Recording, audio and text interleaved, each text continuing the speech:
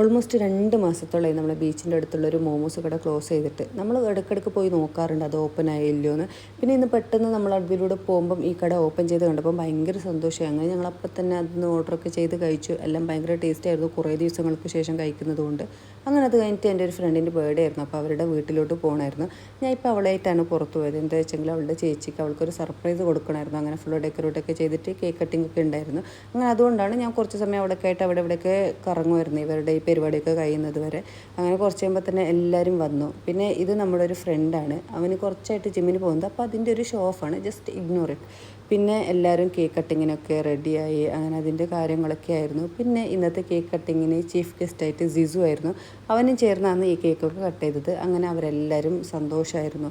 പിന്നെ കേക്കൊക്കെ കട്ട് ചെയ്തു, കഴിച്ചു എല്ലാവരും. അതുപോലെ തന്നെ ഞാനും ഒരു പീസ് കേക്കൊക്കെ കഴിച്ചു. പിന്നെ രാത്രി നല്ല അടിപൊളി ബട്ടർ ചിക്കനും പൊറോട്ട ഉണ്ടായിരുന്നു. അങ്ങനെ അതൊക്കെ കഴിച്ചിട്ട് ഞങ്ങൾ പിരിഞ്ഞു.